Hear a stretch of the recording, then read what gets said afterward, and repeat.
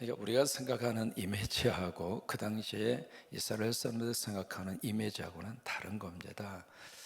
그러니까 적어도 우리가 이제 백마를 타고 나타나거나 아니면 우리 같은 경우는 이제 리무진 탁 타고 대통령 취임식 끝나고 퍼레이드를 하거나 그럼 우리 금방 알잖아요.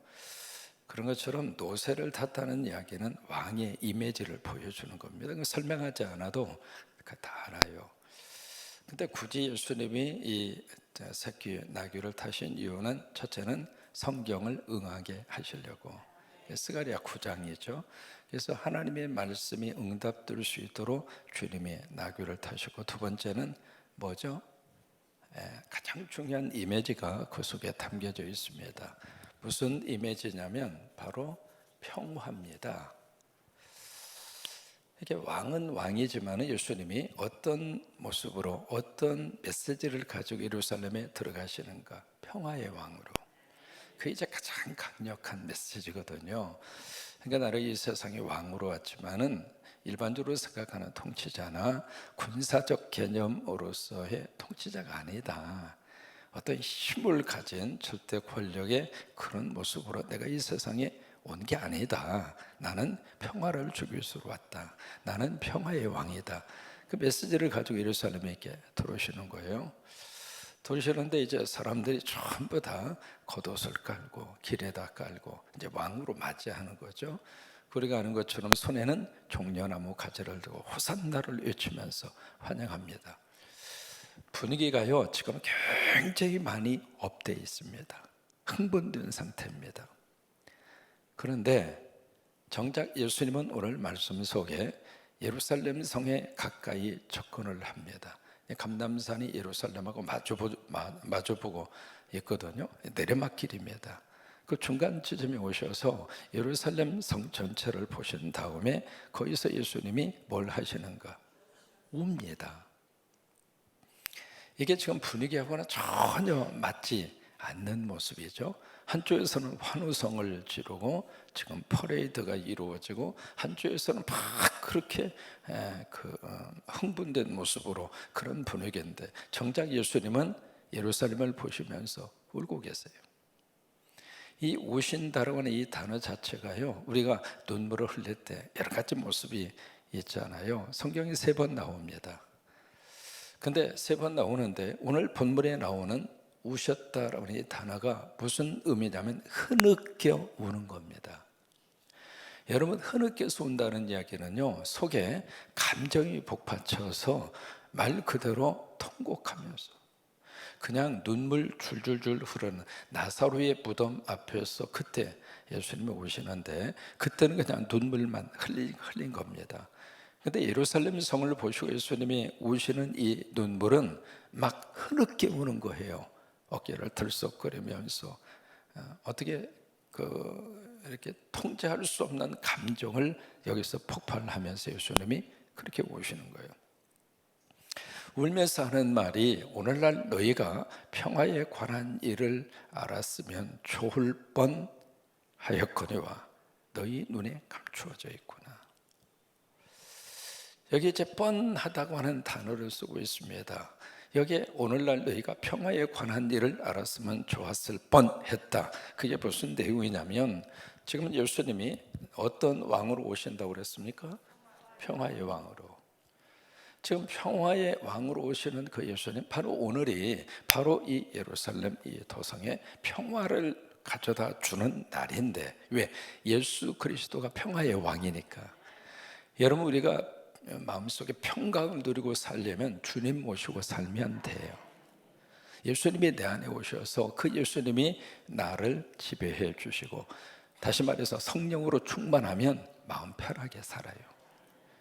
그러니까 내 안에 걱정과 어둠과 불안에 이 모든 바이러스를 무찌를 수 있는 강력한 영적 어떤 항생제, 영적인 면역력은 뭐냐면 바로 성령님이세요. 그러니까 성령이 들어오시면 어둠의 영은 떠나게 되어 있습니다. 그러니까 내가 지금 평화의 왕으로 지금 이 성에 입성을 하고 있는데 거기에 대해서 이 예루살렘에 살고 있는 이 도성의 사람들이 모른다 이 말이에요. 예수님은 그 안타까운 마음을 가지고 알았을 그것을 알면은 좋을 뻔하였도다. 모른다 그 말이에요. 왜? 그들의 눈에 감추어져 있습니다. 여러분, 뻔한 이야기들이 몇 가지 성경에 나오거든요. 그 중에 예수님이 가룟 유다를 보시면서 저 사람은 차라리 태어나지 않았으면 좋을 뻔하였다. 역사 속에서 그런 인물들이 참 많습니다. 북쪽을 통치하고 있는 그쪽 집안도 차라리 태어나지 않았으면 그 죄를 범하지 않을 터인데, 한 사람의 잘못된 독재자로 인해서 거기에 속한 백성들이 얼마나 많은 고통을 당하고, 역사 속에서 그런 사람이 한두 사람이 아니에요. 가룟 유다도 마찬가지죠. 차라리 태어나지 않았으면 좋을 뻔했다. 뻔한 사람이 된 거예요. 우리가 예배 드리면서도 이 시간 여러분 다 은혜 받으시기로 축복합니다. 그런데 예배 참석했다가 은혜 받을 뻔했어. 아유, 마음이 아프죠. 우리가 하나님 앞에 막 기도해서 응답 받게 되기를 축복합니다. 근데 응답 받을 뻔했어. 속상한 거죠. 여기 예수님의 심정이 바로 그런 심정입니다. 차라리 알았으면 좋았을 터인데, 예수 그리스도가 누구라는 사실을 알게 된다면, 그렇다면 바로 이 예루살렘 전체, 예루살렘이라고 하는 단어 자체가 평화의 도성이라고 하는 뜻이거든요. 이름은 샬롬인데, 이름은 평화인데 평화가 없는, 그래서 안타까운 마음이 예수님의 마음속에, 이 말씀 속에 그대로 배어져 있습니다. 왜? 그들의 눈에 감추어져 있도다. 여러분, 우리 은혜 받으면은요, 가장 먼저 나타나는 현상 가운데 하나가 예수님이 누구라고 하는 사실이 알아집니다. 주님이 누구라고 하는 사실을 알게 된단 말이죠. 그렇게 감추어져 있으니까 이들이 뭔가 종려나무 가지를 두고 환영을 하기는 하지만 그들 속에 평화가 없다. 그래서 예수님이 이제 오시는 거예요. 오시는데 여기에 자 43절입니다. 첫째는 예수님이 누구라고 하는 사실을 그들이 모르기 때문에 예수님이 오시는 거고요. 두 번째, 앞으로 미래에 있을 사건을 생각하고 예수님이 오시는 거예요. 43절에 날이 이럴지라. 이 날이 무슨 날일까? 심판의 날입니다. 심판의 그 날이 그들에게 다가올 것이다. 내 원수들이, 이 원수들이 누구냐면 로마의 군인들입니다. 로마의 군인들이 토둔을 쌓을 것이다. 토둔이라고 하는 것은 흙으로 성 전체로 쭉 이렇게 쌓는 것을 토성이라고 그러잖아요. 흙으로 쌓아 올리는 성, 그것을 토둔이라고 합니다. 흙으로 이렇게 성을 가운데 두고, 이쪽에 성이 이렇게 있으면은 성을 앞에 놓고 밖에다가 또 성을 이렇게 흙으로 쌓는 거예요. 고대 전쟁이라고 하는 것은 장기전입니다. 서로 막 치고받고 싸우는 싸움이라기보다는 딱 도관에 든 쥐처럼 딱 밖에다 이렇게 가두어 놓고 둘 중 하나입니다. 어느 한쪽이든지. 아래에 있는, 성 아래에 있는 사람들이 먹을 것이 없거나 물이 없거나, 그래서 항복해서 나오거나, 밖에 쌓고 있는 적이 보급품이 부족해서 항복하고 떠나거나, 둘 중 하나거든요. 그래서 예루살렘 전체를 바로 그 너희의 적들이 와서 토둔을 쌓게 될 것이다, 그 이야기죠. 그리고 나서 너를 둘러 사면으로 가두고 완전히 출입이 통제가 되는 거죠. 그 다음에 44절에 또 너와 및 그 가운데 있는 내 자식들을 땅에 메어칠 것이다. 그리고 돌 하나도 돌 위에 남기지 아니하리니. 왜 이런 일이 일어나게 되는가? 내가 보살핌을 받는 날을 알지 못함을 인함이라. 여기 보살핌을 받는 그 날, 그게 무슨 뜻이냐면, 하나님이 지금 오시고 있는데, 하나님이 예수 그리스도 구세주의 모습으로 오셨는데 그 하나님을 너희들이 거부했다, 이 말이에요. 그래서 결국 너희들이 그런 역사적인 앞으로 장차 그런 심판을 받게 될 것이다, 이 말이에요. 그것을 예수님이 내다보시고 나서 우시는 거예요. 이 일이 역사적으로 언제 일어났는가? 바로 AD 66년에 바로 예루살렘에서 무슨 사건이 일어나게 됐느냐면, 로마 정부에 대해서 쿠데타가 일어납니다. 하도 살기 힘드니까 로마 정부가 완전히 그쪽을 점령하고 통치하면서, 그래서 유대인들이 힘을 모아서 우리 이렇게는 못 살겠다. 그래서 이제 반란이 일어나요. 근데 그 반란을 진압하기 위해서 그때 당시에 총독이 베스피아노스라고 하는 황제입니다. 황제가 자기 아들 티투스라고 하는 아들을 총사령관을 임명을 해서 로마 군인 4개 연대를 이스라엘로 파견을 합니다. 파견을 해서 바로 이와 같은 작전을 펼친 거예요. 그래서 완전히 이 성 전체를 완전히 칠통같이 그렇게 포위를 하고, 그리고 나서 그러니 예루살렘 성 안에 사람들이 뭘 먹고 어떻게 살겠어요? 그러니까 기근이 올 수밖에 없었죠. 그리고 질병이 창궐합니다.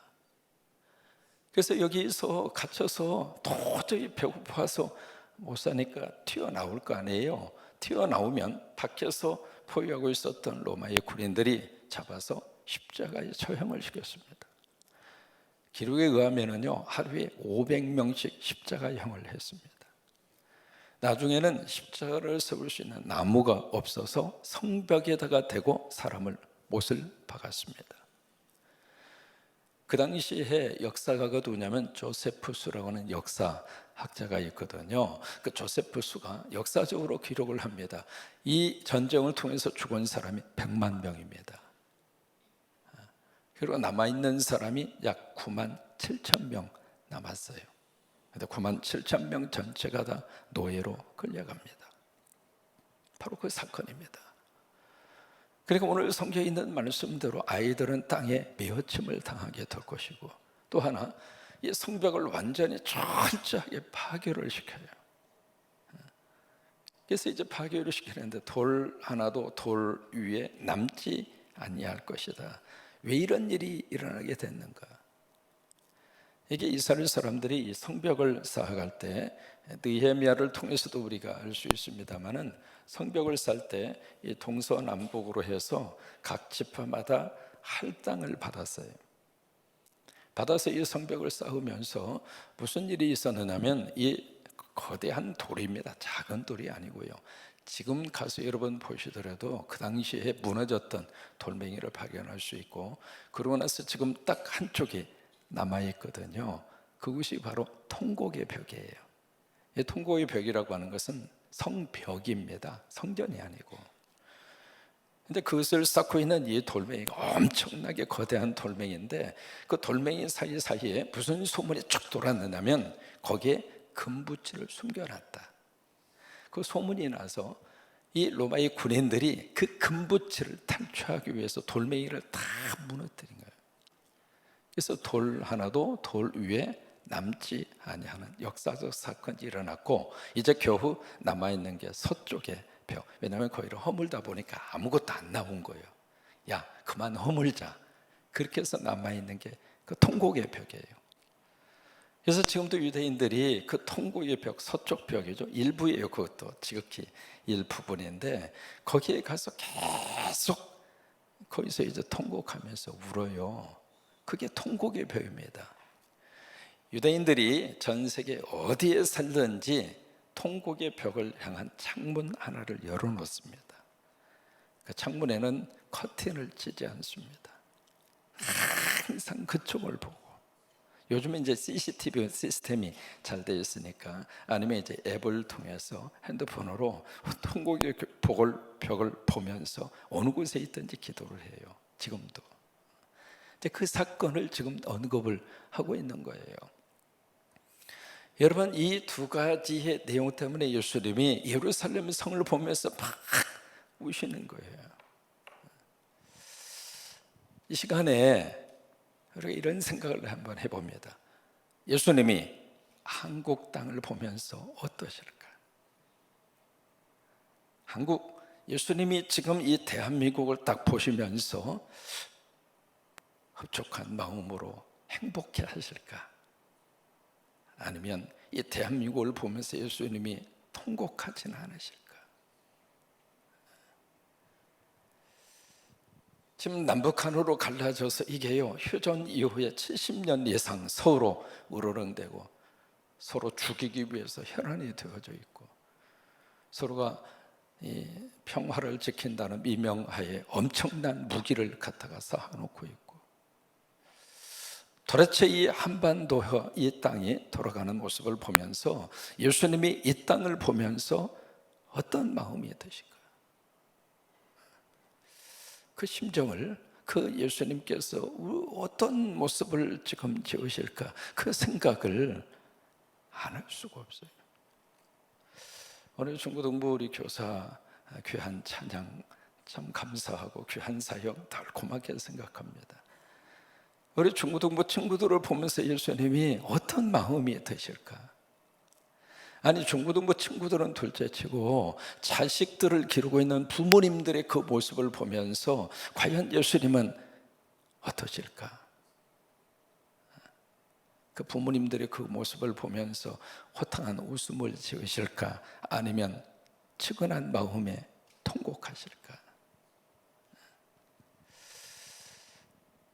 아니, 좀 더 구체적으로 예수님이 우리 성광교회에 딱 오셔서 이 교회를 보시면서 예수님이 어떤 모습을 가지실까? 그 마음을 한번 마음속에 깊이 한번 생각을 해보게 됩니다. 이스라엘에 가서 보시면은 감람산에서 밑으로 내려오는 지점에 감람산 정상에 두 개의 동네가 있잖아요. 벳박에 그리고 베다니. 그 마을을 거쳐서 이제 감람산이 이렇게 있으면은요,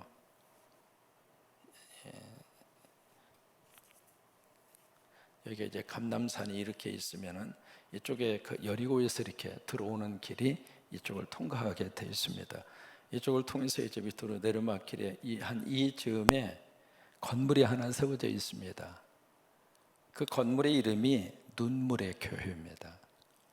예수님이 여기서 예루살렘을 보고 눈물 흘리신 그 자리에 건물을 하나 지어놓은 거예요.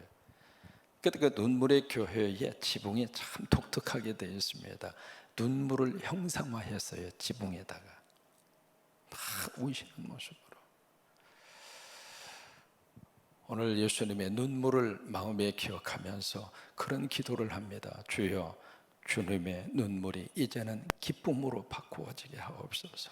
아니, 주님의 눈물이 그쳐질 수 있도록 우리나라가 하나님의 뜻을 따라 하나님의 귀한 복음에, 그리고 하나님 잘 믿는 민족으로 하나님 우리 민족을 도와주시기를 원하고, 우리 자녀들을 보시면서도 주님이 기뻐하실 수 있도록 우리 자녀들이 믿음으로 살아내도록 도와주시고, 그 생각을 마음속에 다시 한번 품게 됩니다.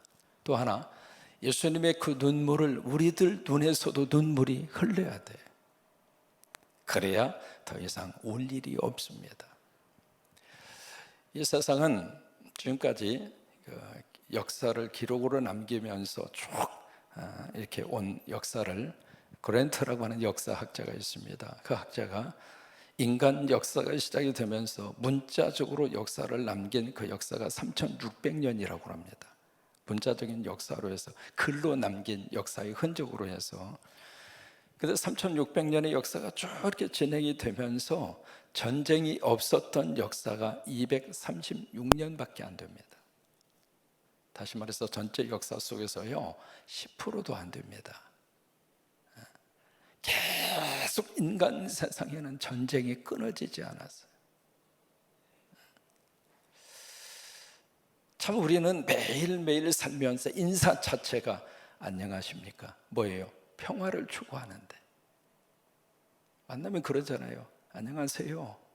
평화를 그렇게 원하고 평화를 그렇게 간절히 원하면서 인간 세상은 계속 싸우는 거예요. 평화는 누가 주는가? 그리스도가 와야 평화입니다. 예수님이 내 안에 오셔야 진정한 평화가 이루어질 수 있고, 그래야 이 땅에 평화의 역사가 이루어집니다. 그래서 우리가 기도하는 거예요. 하나님, 북녘 땅에도 평화의 왕 예수 그리스도가 오시옵소서.